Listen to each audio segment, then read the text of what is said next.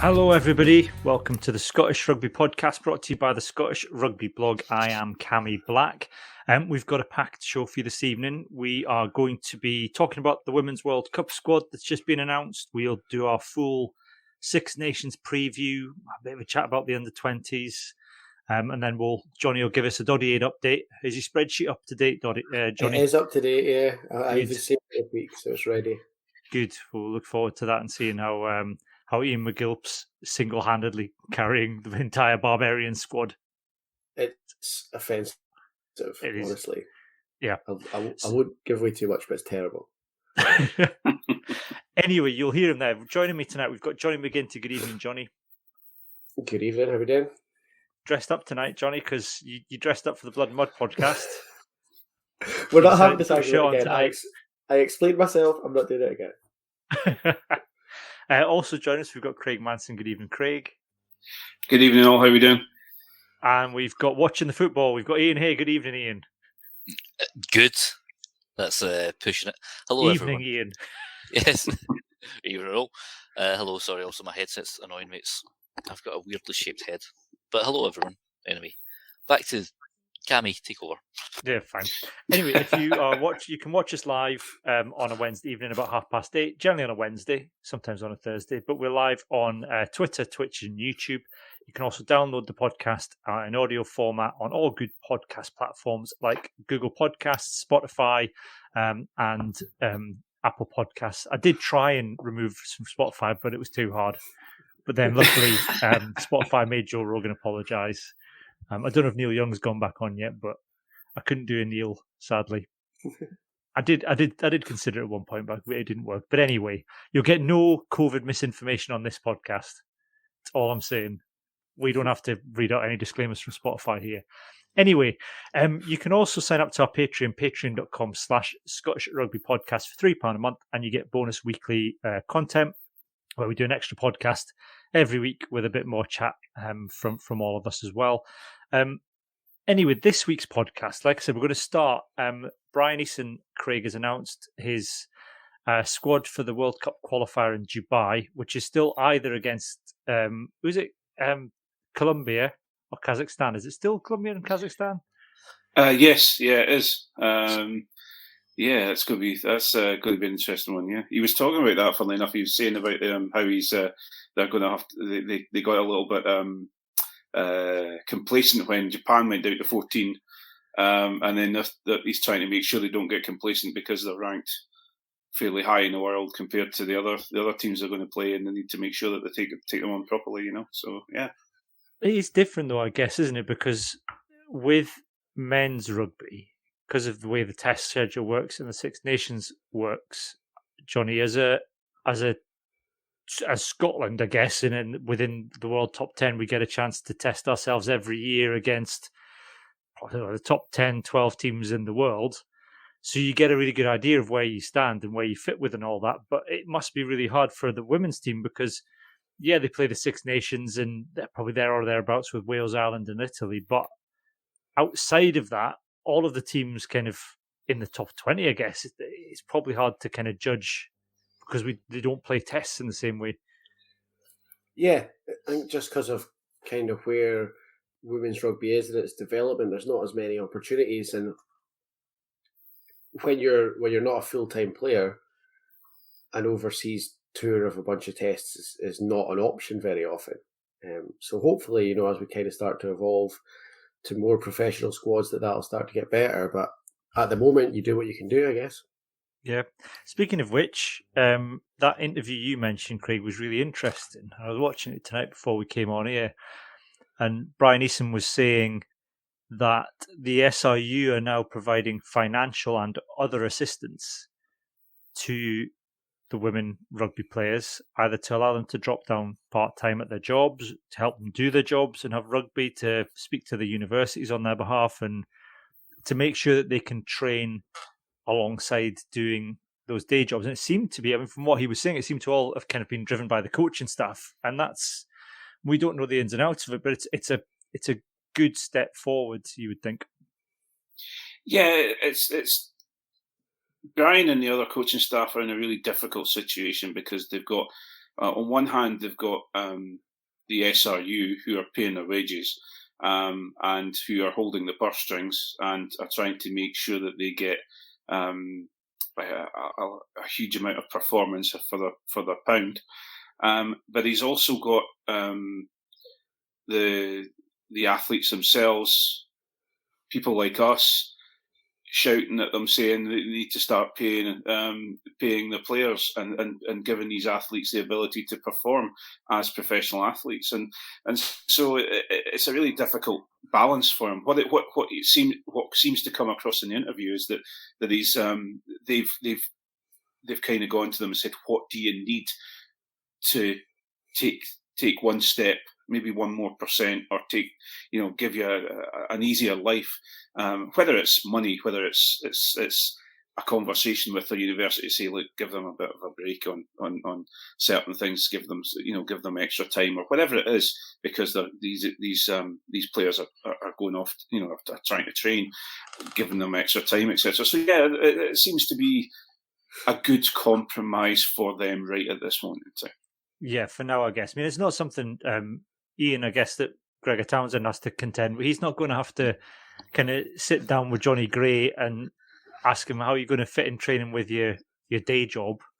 I don't know, man. You know what Exeter Chiefs in the Premiership are like? Extra game? No release for you. I'm sorry, I think it should be put a content warning on just because I'm smoking. Sorry, it's fine. No, it's fine. I think you're all right. It's a cigarette, Ian. Yeah. We're fine. I don't know, Spotify aren't going to cancel us for that. Oh, yeah, well, Joe Rogan and Elon Musk smoked a joint on their thing.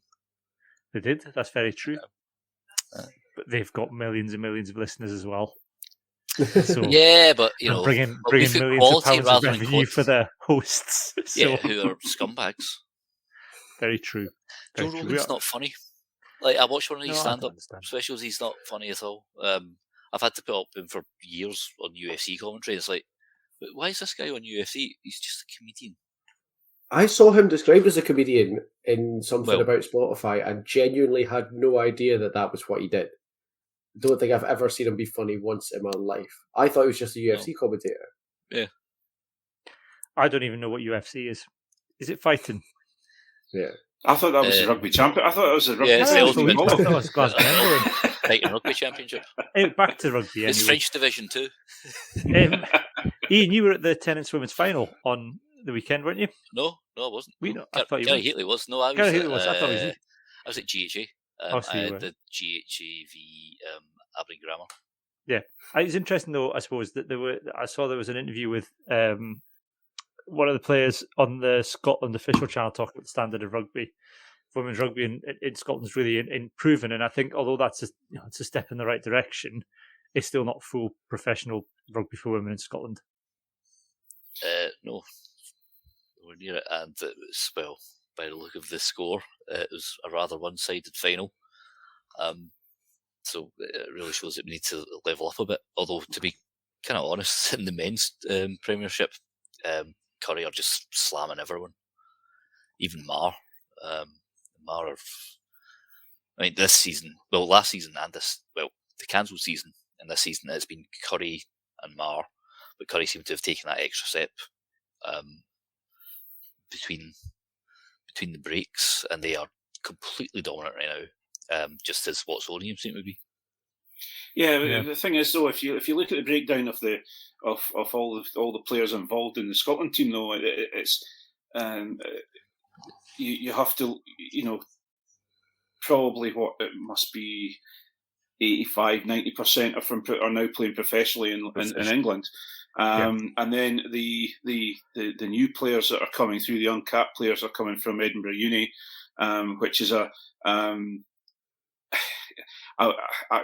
I'm not going to say that they're an annex of the SRU, but I know that they're supported by their coaching staff at Edinburgh Uni are incredibly professional, and could step from Edinburgh Uni to Scotland. They are, or to a professional outfit. They are very, very high level coaches at Edinburgh Uni, and they're constantly, especially in the women's game, they're pushing for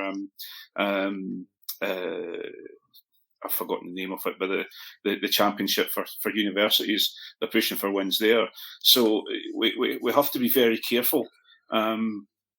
Again, I'm going to bang the drum again. We have to be very careful on what, if you look at the Super Six and how the Super Six is supposed to be feeding the professional teams as well as all the academies. We need that to be happening with the Premiership, or the Women's Premiership in Scotland as well. It should be feeding. It used to be that way, and you used to, when we first started playing with the Howe Harlequins, you would get drawn in the cup against Hillhead, and you're going up against Scotland players, but you're now at a situation where these Scotland players are now having to go off and find more support and also play their professional rugby in England. So we just have to be careful with that. It's 7 out of the 30 are Scotland-based, Johnny. I think that's quite telling. I mean, it's great that I suppose that the rest of the squad are at a standard where they're playing down in England. In really good standard of competition. But the downside to that is that I suppose it makes it harder for Brian Easton to then get access to them outside of the international windows. Yeah, and that's something that obviously Ian's kind of mentioned, that we do have a bit of a problem with the men's team as well, but it's a very small problem with the men's team, where it's now quite a serious problem with the women's team. If you're only getting 20%-ish of your squad wherever you need them, you can't really build on very much from that, especially when sort of by the very nature of it, your core players and the ones who you're looking to be in the leadership positions and things are the ones who are professional and who are away with outfits in England and France. It makes it really, really difficult with that sort of limited exposure to your players. Yeah. I think what we've said before, what we want is a professional women's team, a bit like the Jaguars in Argentina, but with an amazing mascot, obviously. Yeah, Jaguardina for us, please. There's already a Jaguardina. I don't know what she's called. Yeah. There's a picture. There's a picture of him and her doing sexy dancing in the middle of the pitch during a game. The tango. Yeah, let's stay away from that. Anyway, so that's the last interesting thing I suppose we should say about the women's squad is they've called up. I'll get the name right. It's Katie Madison, who was a scrum half who was capped for England in 2017 and 2018. Craig, but has come under the new 3-year rule. Yes, 3-year. Yeah, not capped for 3 years. You can turn up for another country you qualified for. Yeah, and again, it's someone that maybe we have lost to England because of the professional setup. She was born in Inverness. She's Scots qualified, but she went and played. She got, I think, 5 or 8 caps for England, and she's from what Brian's saying and from what we're being told in the interviews, she's incredibly keen to play for Scotland now. Obviously, it's going to extend her international life, and that's that's a driving force. But also, she's playing for Worcester Warriors. I think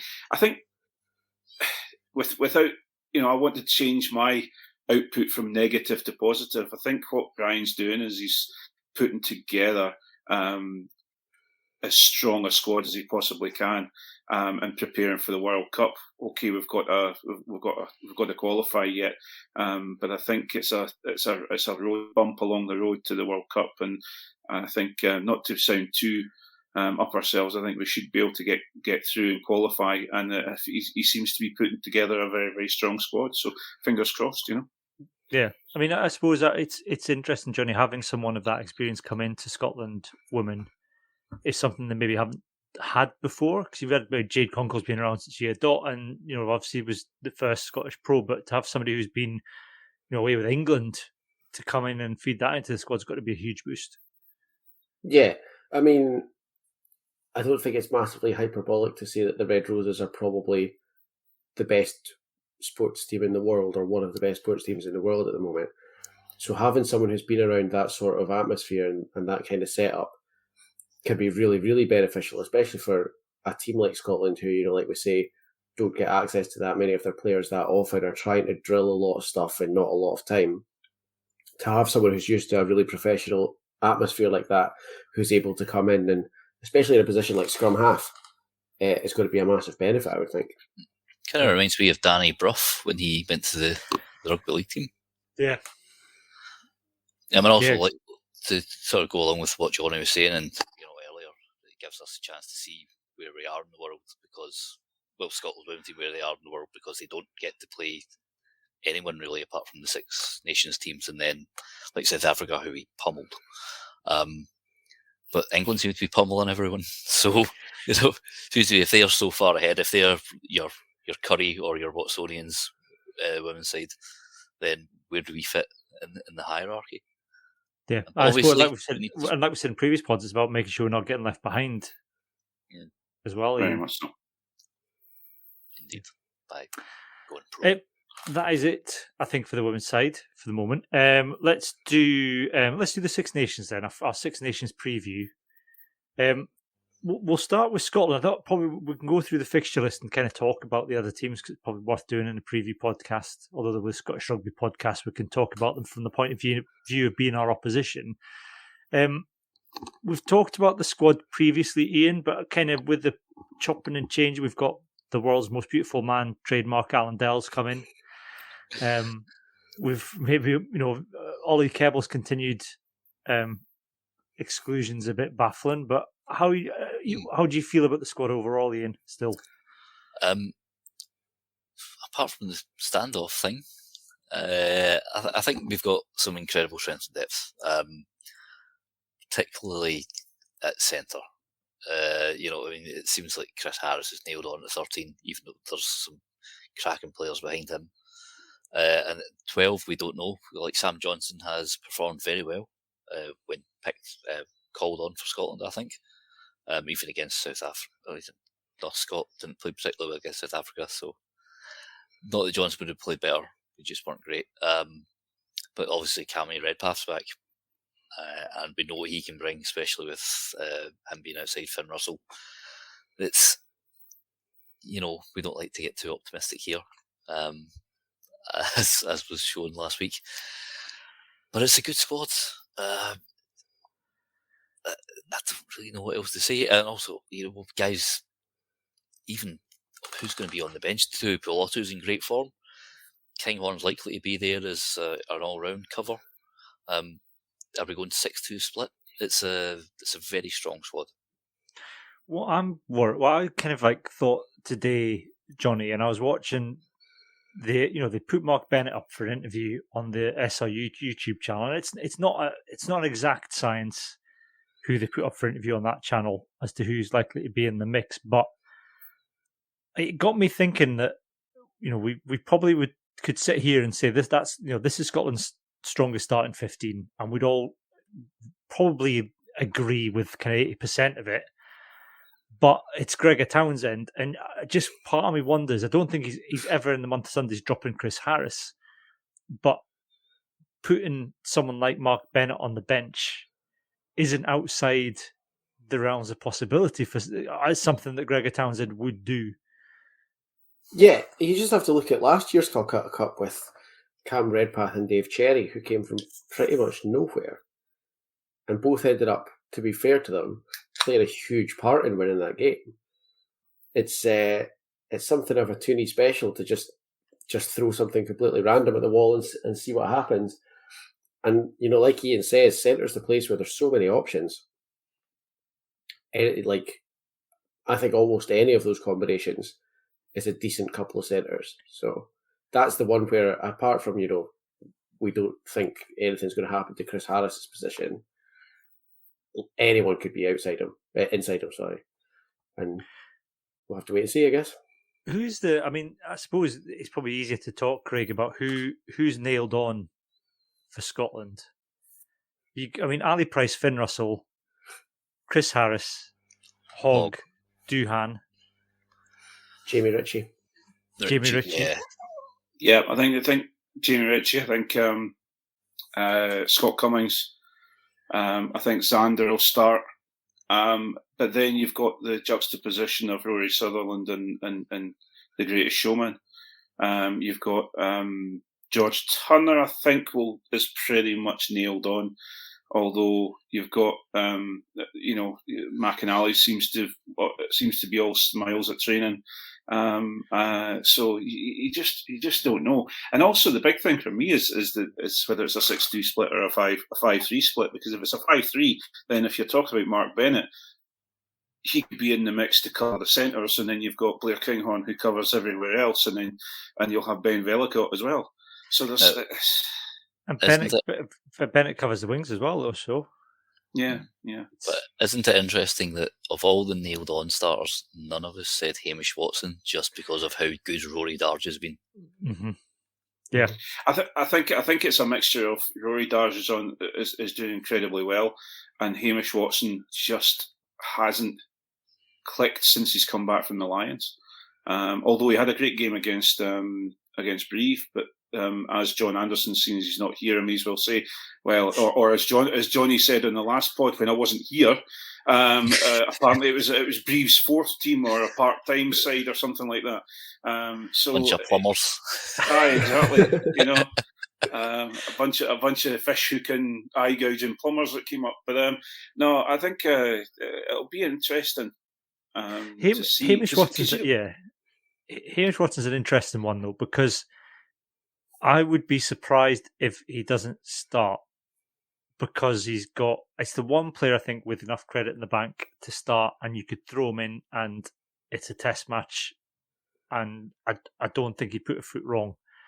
I don't think he's playing so badly that but it's Gregor Townsend we're talking about, so he might do, but I don't think Watson's playing so badly that he would get dropped. On the flip side, imagine what he'd be like after sitting on the bench for 50 minutes watching. I can imagine him coming on like the Tasmanian Devil. It's in the title sequence.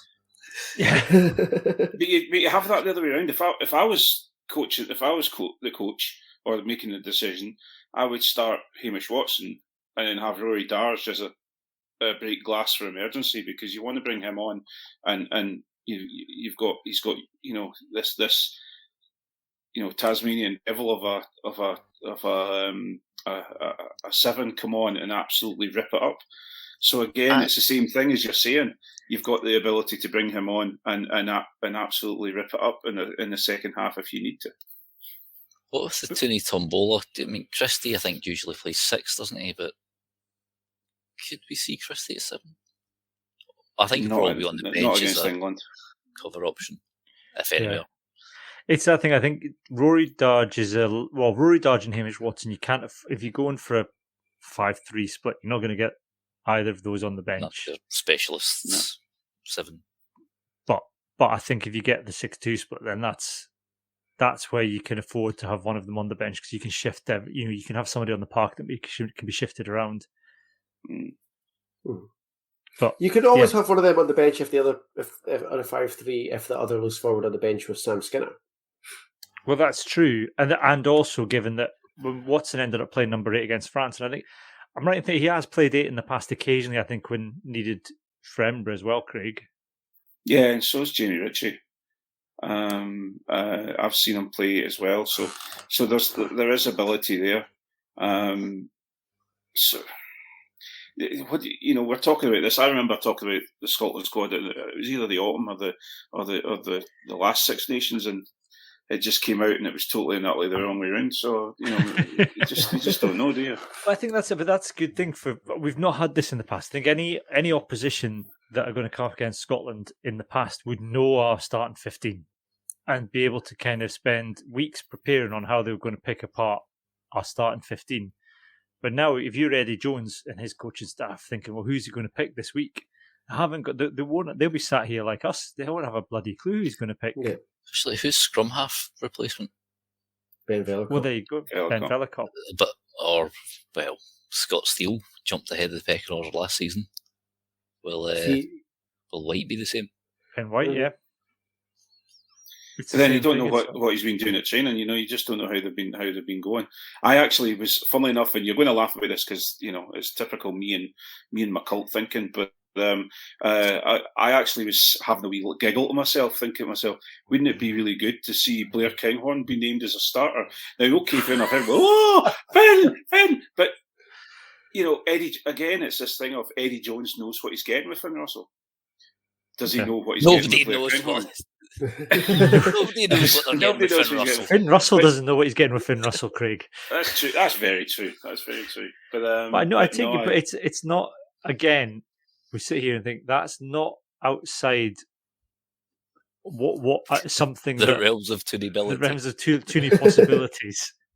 That is exactly the sort of thing that Gregor Townsend would do and stick Finn Russell on for the last. I think if he was doing that, you'd get 50 minutes out of Kinghorn and bring Finn on. Yeah, half an hour at least. Yeah. I was going to say, dependent on how his performance is, if it may just be 20 minutes. But yeah,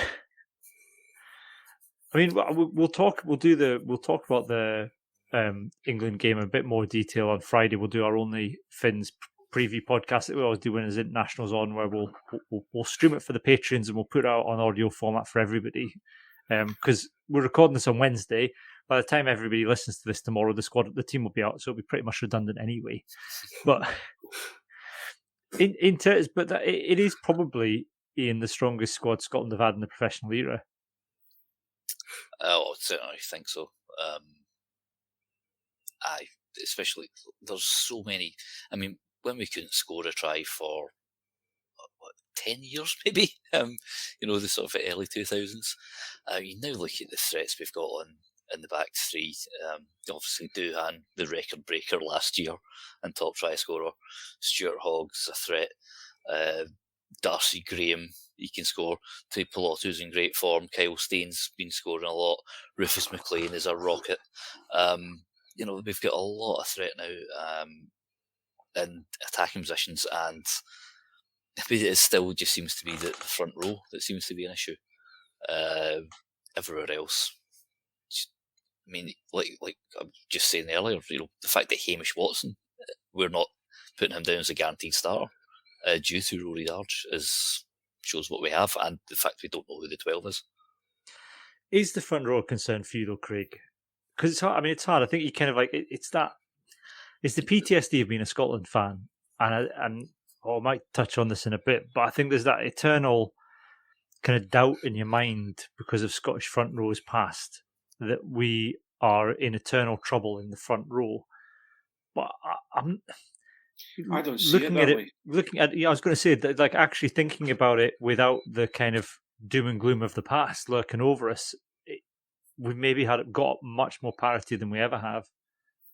Yeah, I think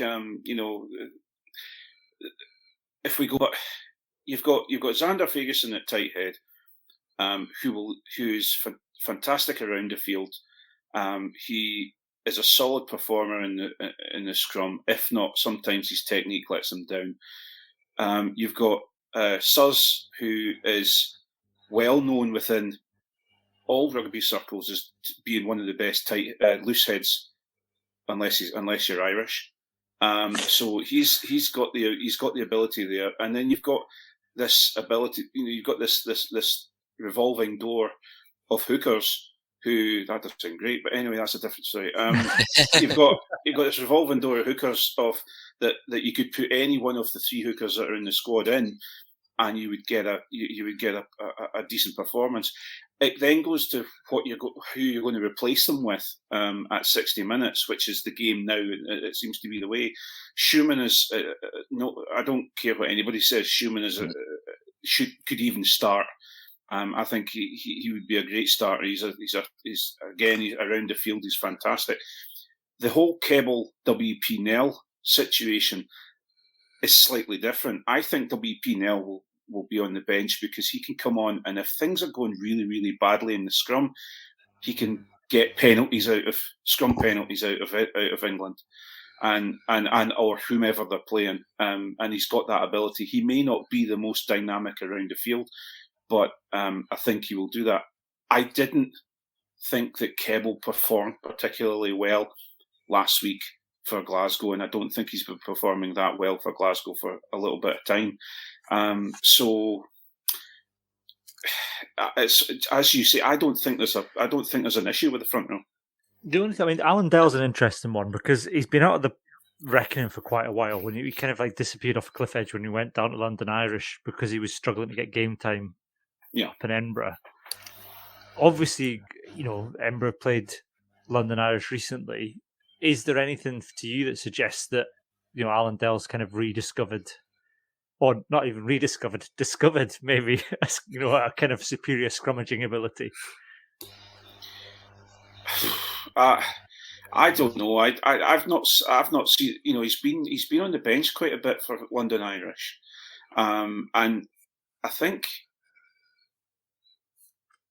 I'm not entirely sure. I honestly don't understand why they didn't call up Keble and they brought Alan Dell up.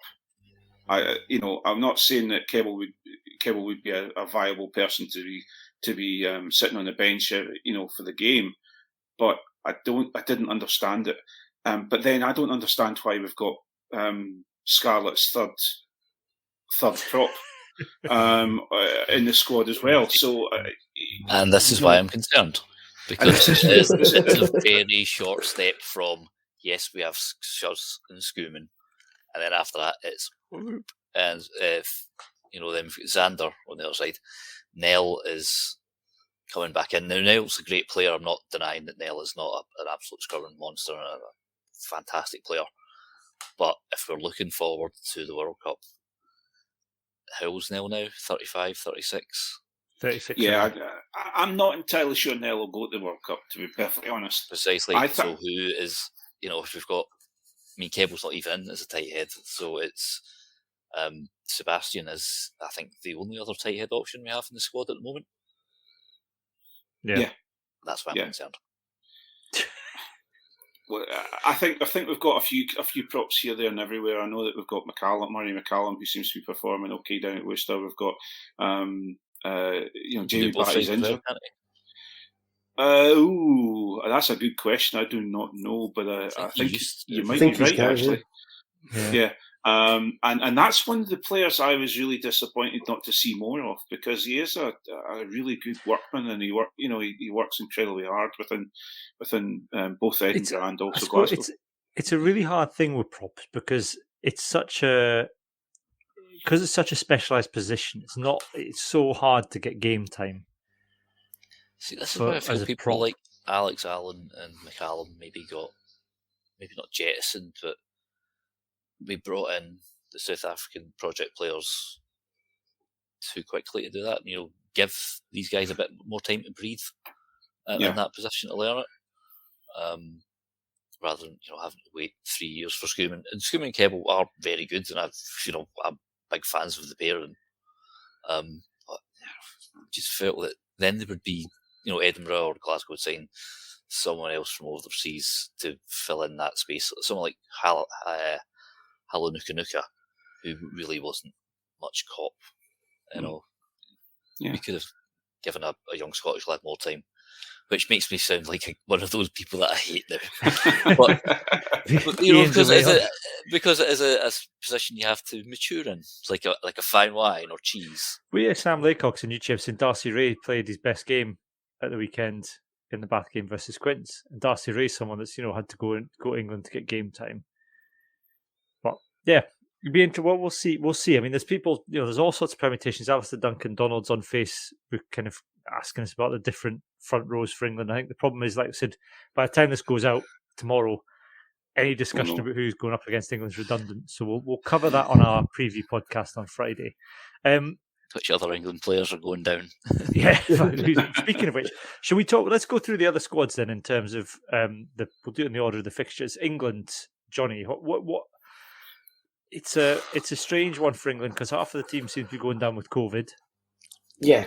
The other half, Eddie Jones doesn't, only picks who Eddie Jones wants to pick. Doesn't pick based on form or any other kind of thing other than players whose names he seems to know. So it's kind of hard to know what happened. Yeah, it's a weird mix because some fairly interesting uncapped players in there. Unfortunately, the one who I really wanted to see, and preferably not this weekend, but next weekend, is Alfie Barberi from Wasps. But he's on the COVID. Well, he's on their unselectable because of injury, and I think it's because of COVID. So we'll not be seeing him this weekend, which is good because he's terrifying. But I think he'll be interested to see through this tournament. If they don't have Joe Marchant back, that's a problem for them because I think if they're going to start Marcus Smith, they probably need Joe Marchant. Yeah, it's a tough one, England, because there's a lot of unknowns in there, made all the more unknown by we don't know who's actually going to be available. Yeah, I think I was thinking about this, and I think the worry for me, Craig, is if Eddie Jones has his full squad available, you know what's coming because he just picks his favourite players and he calls these guys up. Seems to call these guys up every time he has a squad together, and you think, oh, there's a new interesting player. Oh, Adam Radwan, he seems like a promising young lad from Newcastle Falcons. But then he never picks them. He just goes with the same guys he's always picked. But now his hand's being forced. I don't know. Part of me worries that actually you're going to some of the players that maybe have been overlooked in the past that really shouldn't have been overlooked are going to be given a chance. That is my absolute concern. I think what someone said in the comments, all the optimism for us is worrying now, and we're worried about actually getting rinsed. And if you look at where we are with some of the players, like Marler's coming back to the squad, so he's going to be available for selection for the weekend. You've got Dombrandt at 8. There's a good chance that he could start at 8. You'll have Ben Youngs will be a calming factor at 9. He'll be dragging his carcass out of his coffin and going on the field. You've got, but Marcus Smith, I think will either wither. You'll have a game like Finn can have, where he's quite quiet because of the pressure, or he'll absolutely perform. That you'll have Slade at 13, guaranteed, because he's impervious to COVID, and then Freddie Stewart definitely at 15. So they're not. I'm certainly not sitting here going, oh, we're going to have it away with them, because they've got such a, they're hit with so many injuries and COVID problems. I think we're actually could be lulled into a false sense of security. Yeah. What's your take on England for the tournament as a whole, Ian? Is it kind of, have they got too many kind of injuries and swapping players out to kind of go up a challenge, or? Well, they have strength and depth, and they have a plan. They've got a tactical mastermind at the helm, as I'm sure he'd say about himself. Yeah, mate.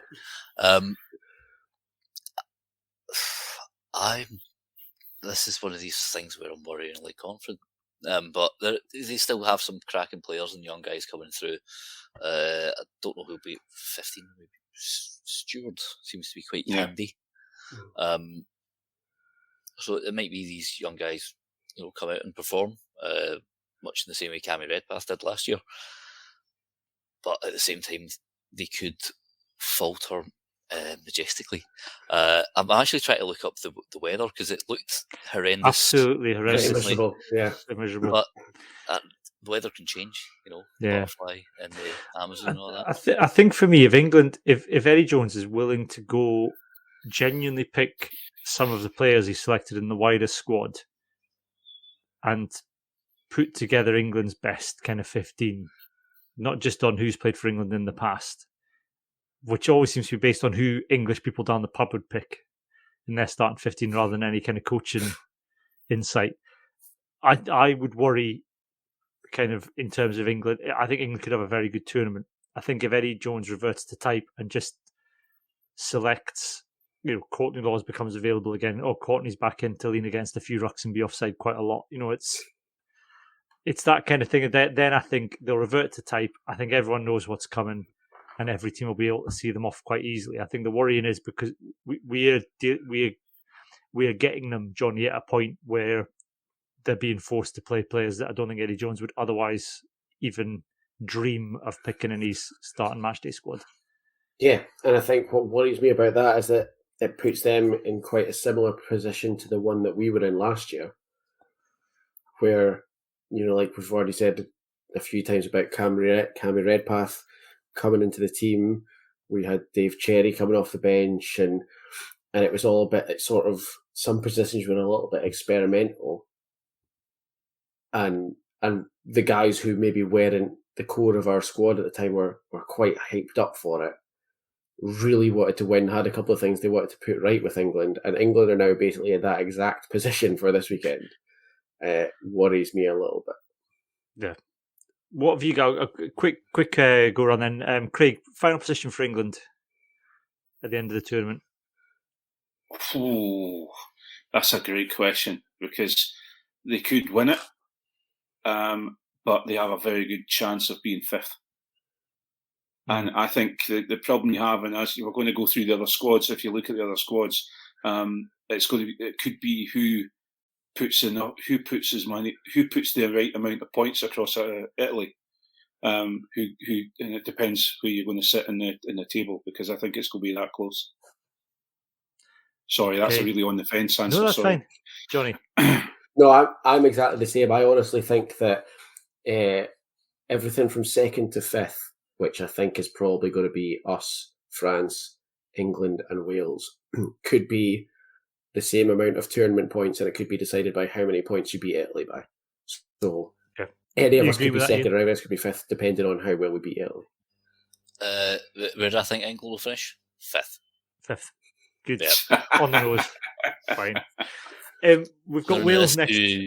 Yeah, we've got Wales next after England. Ian, I think last year we probably sat here and said Wales are in a transition period, and this is probably the time where we'll be able to take them, and there's no way that Wales are winning the tournament. And lo and behold, Wales in a transition year won the tournament. It feels like they're in a transition again. Yes. I don't know whether or not to say what that means now. They seem to always be transitioning, but they do have quite a lengthy injury list. But the one seems to overperform, even though Lee Milne should have been sent off last year before Xander. I don't know. I'm going with fourth for them. Fourth Wales. Yeah, I think losing Alan Wynne. I can't remember who exactly is all on their injury list, but it's lengthy. I know George North, as per usual, is out. But they seem out again. Out. They do have quite a lot of decent. Tane Basham looks like a decent player. Is Botham? Liam Botham, is he fit? Yeah. Because he plays for So is Jenkins as well. He was stood with a Papa John's pizza the other day. Ken Owens is out. That's where we talk about the drop-off that we've got maybe at tight head. I think the drop-off at hooker in Wales is fairly significant after Ken. So that'll be interesting. I should probably look up their squad, shouldn't I? Yeah, but it's another one, Johnny, isn't it? Where I think Wales, every time you think Wales are beaten and the squad are down to like the bare bones of a squad, there's the kind of the very average players from the Welsh pro teams then somehow step up and are able to play exceptionally well and somehow scrape these wins that other teams wouldn't in similar circumstances. I don't know if the luck's going to run out. Maybe the luck will run out this year in that regard. Maybe. I think the problem is that they've been for so long in the position where it's your luck could go either way, that at some point you kind of have to acknowledge that they're a team that can get themselves into a game no matter what. You can't just kind of look at them, even with their injuries, as a walkover team, because they've still got a lot of talent. And if you're in a position that one incident can decide whether you win or lose the game, that means you're good enough to be in that position in every single game. Well, Williams is fit. I thought he was injured. Yeah, no, he's. I mean, yeah, they've still got Williams. They've still got Lewis Samet as well. They've still got Dan Bigger. Yeah. Even with the injury list, it's not like you look at it and think, "Oh, we'll walk past them." There could be a situation though that it's like the dam breaking. Though I think it could be that they go over to Dublin and get absolutely slammed, and then to go with their documentary. But I think there could be a situation where it's like a dam breaking, and all of a sudden we all pile in, and I think Scotland have got an incredibly good chance of beating them down at the Millennium, and silencing the crowd. You know, I think at some point Wales, I do think the luck will run out. And I do think the structural issues within Welsh rugby are going to start to tell at some point at national level. I think this year might be the year, like you said, with if a couple of the older heads are out, and they've got, I think Wayne Pivac's necessarily won over the entire Welsh public either.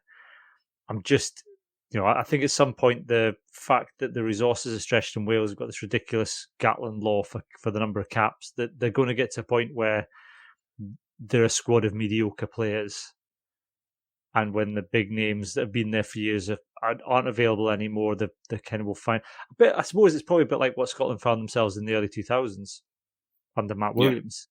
We had a pretty decent squad throughout the 90s. People forget that, but actually from 1990 to 99, the Scotland squad, we were competitive most years in the Five Nations.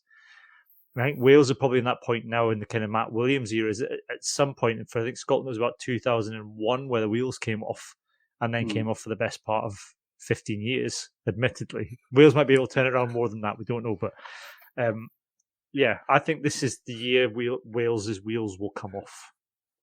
I'm going to predict that now, and upset our Welsh listeners because we do have some. Sorry, Phil. After Wales, then we've got it's France. Then on the 26th of Feb, Johnny, France is a hard one. Here's what I think about France. Scotland have just as good a squad as France do, but because they're French and everyone thinks French rugby is amazing, everyone have instantly put this France team on a massive pedestal, and I don't think they're any better than anybody else.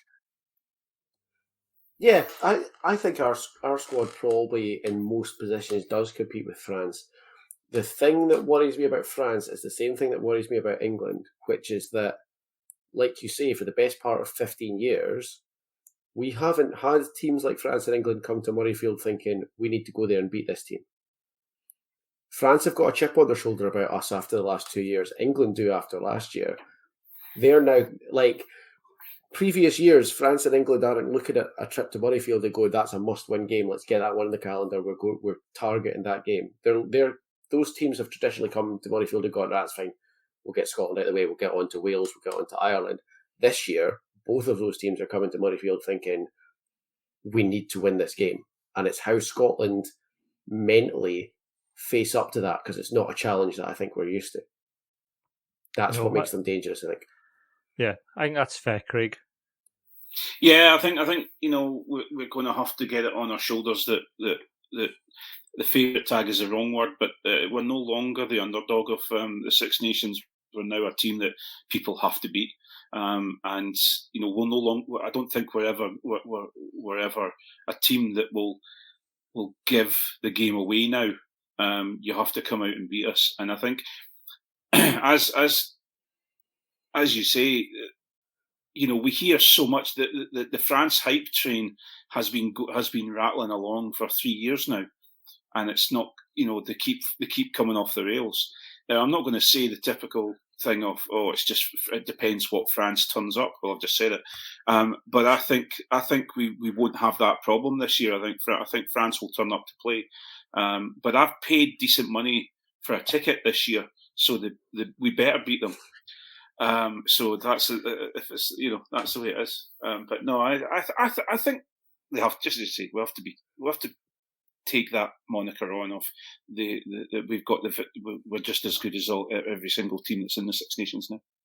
Yeah. Do you know what I should say really quickly? Not to get all #rugby values, but I am a poor student this year, and Craig and the two guys that we normally go to the game with chipped in to also pay good money for a ticket so I can go, which was very, very nice of them.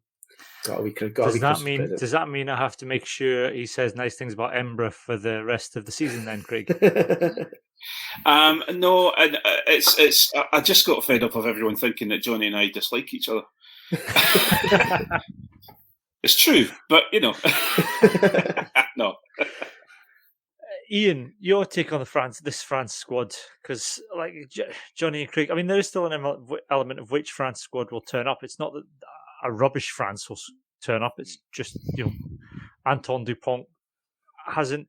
Here's something. I don't think Antoine Dupont has ever had a good game against Scotland. Someone will probably tell me I'm wrong, but I think he's probably struggled against Scotland ever since he's come on the scene. He got injured in one game. No, he does have one good game.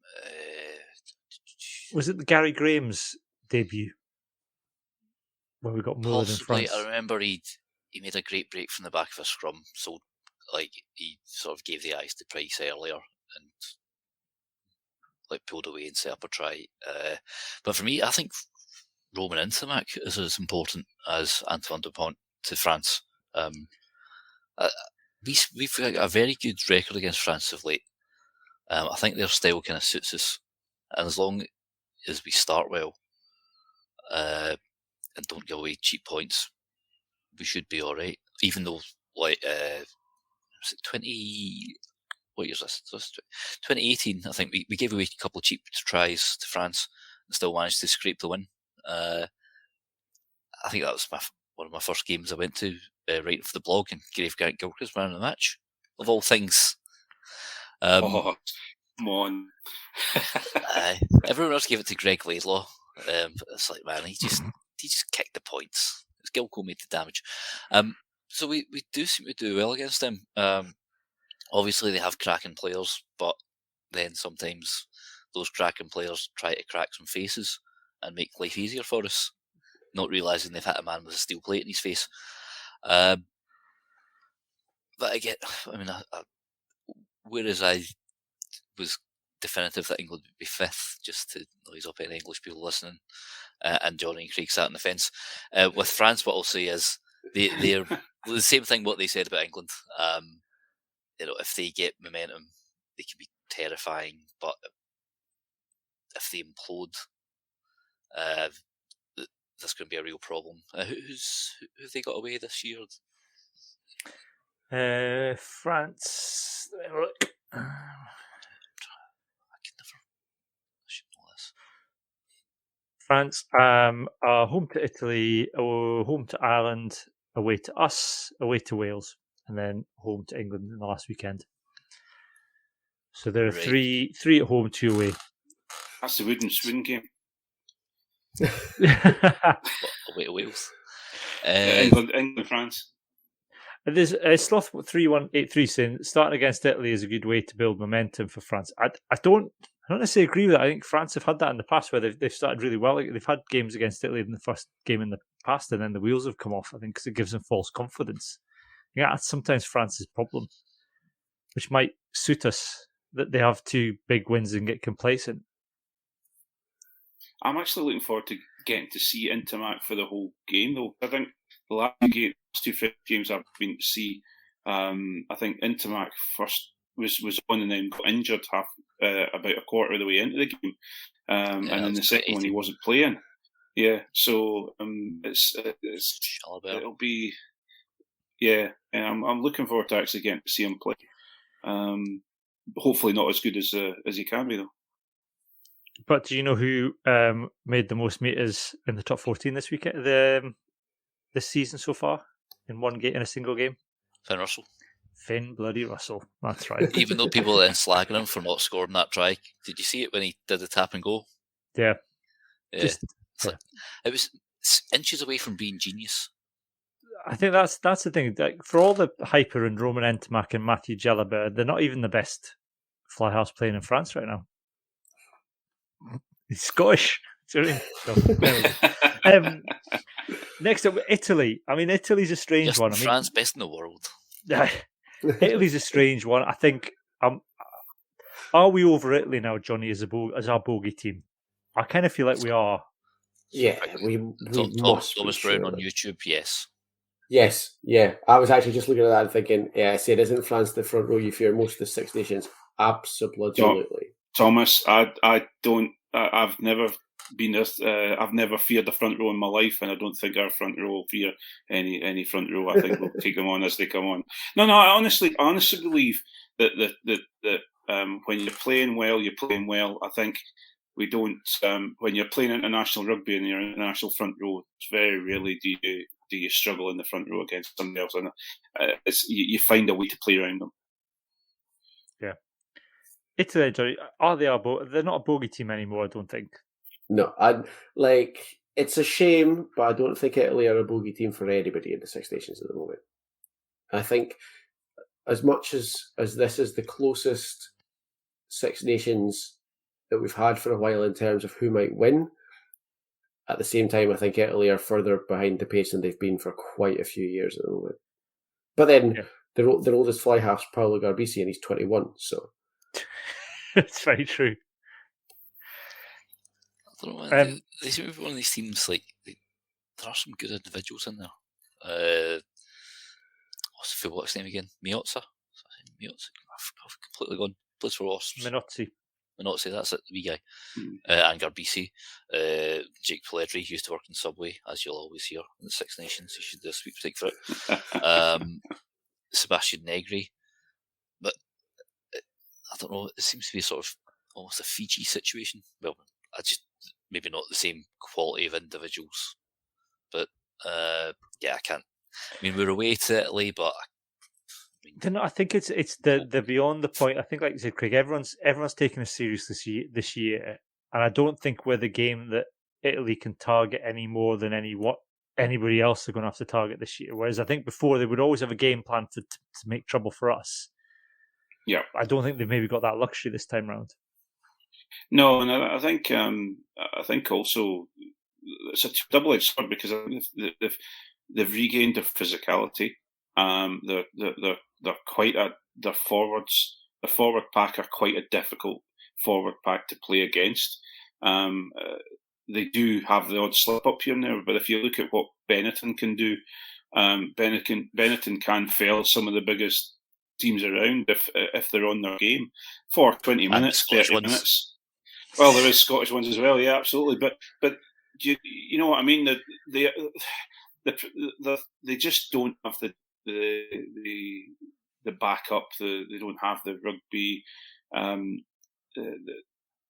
the depth. I hate using the word depth, but they don't have that sort of rugby clubs producing all the time. They're quite a young rugby nation, so it's a difficult thing for them to be. But they could be in 3-4 years' time quite a significant player. All these young guys that are coming through are really showing some fantastic ability, but we'll have to see. But as I say, I don't think they're going to get very far with the teams that they're coming up against over the next while. Yeah, as Neil Barrisco's on our Patreon page, Facebook, saying, living in Italy, I get to see a bit of the club game. They've improved, but so has everyone else. But they will be in the game for 60. I think that's probably what Italy need to target this year. Has been if they're in there, they've got the potential to be in every game for 60 minutes. Yeah, they just need to make sure they don't. It's all about this thing, like international games, as we all know now. It's mainly won by defence. If you can hold the team out, if Italy can hold the team out for 60 minutes, then you've got someone like Montione, who's a great strike runner, a great counter attacker. They can score points, but they just need to defend better. Because I think last year they shipped the most points. Their defence last year was atrocious. Yeah, they just. Do you know what it was last year? It was like Cardiff when they came out to play Edinburgh. They just looked like they couldn't be arsed. There was dog legs everywhere. There was like people jogging back in defence. It was terrible, and it was like that for the whole. Loose arms getting swung out, just like he's away. Yeah. Ireland then for the last. Now that game, we should say, the last game of the weekend. That's going to be our big live podcast at the Biscuit Factory in Edinburgh. That's the 19th of. All right, the 19th of March. I should know that's my mum's birthday. So we'll be doing the live podcast from the Biscuit Factory in Leith.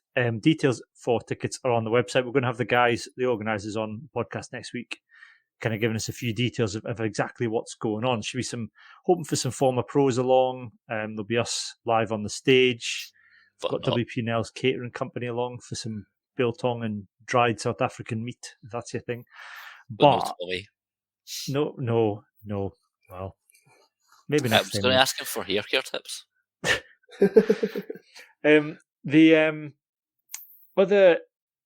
So Ireland is the last game of the weekend. The last game for us on Super Saturday. Craig, Ireland away for Scotland hasn't always been a happy place to go in recent years. I think the 2020 game wasn't as bad as it felt at the time, maybe, but everything before that has, apart from the time that Dan Parks got that drop goal, has been fairly horrendous.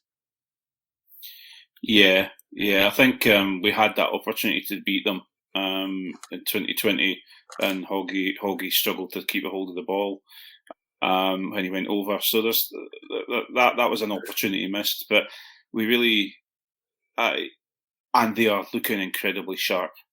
They played. I'm trying to think what it wasn't the All Blacks I was watching them play against, but it was one of the other teams in the Autumn Nations game, the Autumn Nationals, I should say, and it was just they looked the speed of ball from the ruck was quite something else. It almost made Johnny Sexton unable to run. It was so quick. So I think they look very, very, very, very slick at this moment in time, and Andy Farrell's finally getting to put his stamp on them. So, I think it'll be the title decider between Scotland and Ireland. Johnny McGinty's already got into trouble for saying that, but so we'll wait and see. But I think if I honestly think that Ireland have got a very, very good chance of winning the championship this year. So we'll have to see how it goes, but yeah. I would agree with that. I think Ireland, for me, out of all the teams, I'm confident that we can. I'm not saying we will. I'm confident that we can beat all the other teams except Ireland. That's not saying we will beat them. I'm just confident that we can, and we've got the ability to beat all the other teams apart from Ireland. And that's the one sticking point, Johnny, for me, is I can't visualize that happening. And I don't know. I can visualize us beating every other team. I just can't visualize us beating Ireland. I don't know how that's going to happen. No, I'd see, for me, to be perfectly honest, if we have a middling tournament with 2 or 3 wins and one of them is beating Ireland, I'd be happy with that. I'd count that as a successful tournament, because although we've had some close on the scoreline results with Ireland in the last 4 or 5 years, we've never really broken down their game plan, and we've never really looked like we're in with a chance of winning the game. We've got 18 months to sort that out, because we need to beat them in the next World Cup. Yeah. And so, if we have a tournament where we only win a couple of games, but one of them is that we finally unlock how to beat Ireland, I'd be happy enough with that. Yeah. Because that for me is the last sort of big thing that we've got to overcome. We just haven't been able to work the game plan out, I don't think. And that's probably fair, Ian, because we've got the English monkey off our back, for want of a better expression, by winning at Twickenham last season. We beat Wales away, albeit in an empty Parker Scarlets in 2020, but we still beat Wales on the road. Ireland, I think, are the last. We've beaten France on the road last season. It's Ireland are the last kind of team that we need to beat on the road to kind of get that. I'm in full agreement. Ireland, frankly, terrify me. The Six Nations, I think they're going to win the tournament. They just, even when we've played well against them a couple of years ago, and even a couple of years before that, remember, we were right in the game. Hugh Jones butchered an inside pass to Stuart Hogg, and then Pete Horn threw an interception to Jacob Stockdale, and that was just massive swing on the scoreboard. So they are not just a monkey, a silverback gorilla to get off the back. They seem to get away with murder against us occasionally. But like I said, when we've played well, remember a game a couple of years ago when Hastings had started because of the Finn incident. Sexton was rattled in the first half when we had them on the ropes. But then the second half, I was just like, what's going to happen? Even though I'm just watching the telly, I'm going to have to strain my neck watching the ball get hoofed up in the air. And that's all they did, because they knew they had the better offer at that point. And they do seem to know how to beat us. And it's time we damn well change that. But like I said, as we've joked, or have we, could be a Grand Slam decider. And pumped up Ireland, I'd be really worried about that. I think they will win it, even if Sexton goes down. Obviously he's highly, highly unlikely to play every game. but the rest of his team can dig him out a hole. I mean, how many Leinster players are in that extended squad? Like all of them? The entire school that they have, they get the farm them at. If we're going to talk about Scotland's mindset, sorry, Greg. No, carry on, mate. On you. If we're going to talk about Scotland's mindset and how it's improving, and it is improving, if somehow the stars align and we're going to Dublin St Patrick's Day weekend, winner takes the tournament against Ireland, you will not get a bigger test than that of how Scotland are mentally prepared now for these big games. Yeah. I want to kind of finish now with, we talked, like, I think we've all agreed that Scotland will finish somewhere between second and fifth.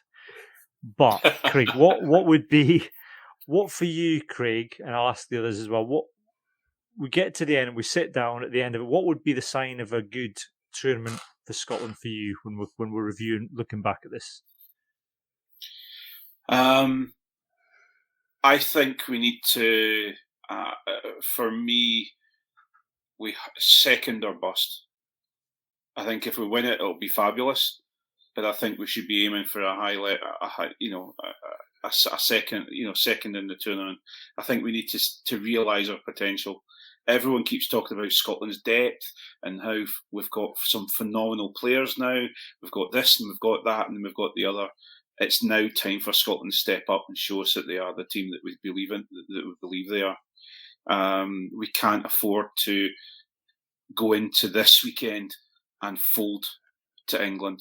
We can't afford to let Wales get, whether it's a lucky win or grind us down and beat us. We can't afford to let France. We can't afford to expect France to make a last minute mess up and give us the game. We have to perform. So as far as I'm concerned, this year we have to perform, and we have to release the potential or realise the potential that everybody is talking about. Yeah, Johnny. For me, I've said it before. It's beating Ireland. I would take that as more important than results in this tournament, just because of what we've got coming up in the next 18 months. We've got another Six Nations. We've got 3 home games. We've got Ireland in the pool stages of a World Cup, and that's the last big thing I think that Scotland need to crack. We've cracked the winning tight games that we previously have been losing. We've cracked the away win at Twickenham. We seem to have France's number somehow for the last few years.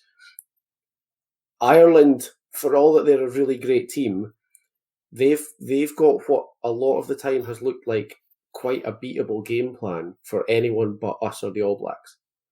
There just seems to be something about Ireland's game that most people seem to go in and have an open game where anything could happen, and us, and for some reason New Zealand, just haven't been able to hang with it. Well, that's it, yeah, and that's what we need to do. We need to figure that out. We need to break that, and if we could do that this year, then we're set up for an even better year next year, I think. Yeah, Ian. Even though I've just talked up like France about our chance against France, I think it'll be Ireland, France, then us, then Wales, then England, then Italy. Yeah. Will we beat Wales? Yes, we'll beat Wales, but somehow, on points difference, France will finish above us. Ireland will win the Grand Slam, I reckon. Okay. I'm going to say, I think the big thing for us this year, we need to beat Wales away at the Principality, because for all we want at the Parc y Scarlets, it's always going to have an asterisk next to it for me. I think Scotland need to win in that atmosphere, in that stadium. And I agree with Craig. I think second or bust. I think Scotland at some point, I think Scotland fans' expectations of Scotland needs to realign, and the expectation now should be that we are competitive in a tournament, and second is a realistic goal for Scotland this year. I think third, fourth, fifth is absolutely fine in the grand scheme of everybody else is just as good as us. But I think if they're targeting something, I think it has to be second. I mean, the players obviously targeting winning the thing, which is absolutely fine. But I think I agree with Craig. I think second or bust. I think you also have to look at the fact that if Johnny's saying, well, beating Ireland this year, if we can beat Ireland, we should be happy. Not happy. I'm paraphrasing you, Johnny, here, but as far as I'm concerned, if we're beating Ireland in Dublin, we should be winning it. Yeah. Because Ireland are the team. I honestly do believe. People are saying that France are the team. I don't think so. I think Ireland are the team to beat this year. Yeah. Okay. Well, look, that's our round at the Six Nations. We should quickly say we've run slightly out of time. I was going to touch on the under-20s Six Nations team that's been announced. There's a Berwick and a Howe player on the bench, Johnny. We've got. There is, yeah. So we've got Callum Norrie, who played with us and then went away to Strathallan. I can never remember which one it is, Strathallan. And yeah, his dad is a teammate of mine and Craig's, so very pleased to see him. Yeah, we've got Ben Evans, whose dad Charlie's a coach at Berwick as well. So wish them all the best of luck. Obviously, clearly the two powerhouse teams in Scotland once again providing for the national setup, which is good to see. Absolutely. But look, we're going to move on now. We've run out of time a little bit. That's the end of our Six Nations preview podcast for this week. We will be back on Friday. Some of us to preview the Scotland-England game once we know both teams. We'll have a bit more of an in-depth chat about that. That'll be available for audio download for everybody. But patrons will get to watch along live as well. And we'll post details of when you can watch that sometime on Friday morning. We will be back next week with, like I said, we'll have the full Calcutta Cup review, preview of the Wales match. We're going to have the guys who are organising the watch party at the Biscuit Factory to come along and tell us what we can expect for that and more details of what your money will buy you if you buy a ticket for it. And what we can and cannot see. Yes. Yes. But like I said, so we'll be back next week. Patreons, anybody watching live on the Patreons stream, we will have a normal comfort break of 5-10 minutes and then we'll be back with the rest of the podcast. But for the moment, for this week, it is goodbye from me, goodbye from Craig, Ian and Johnny. Well, bye. Come on, Scotland.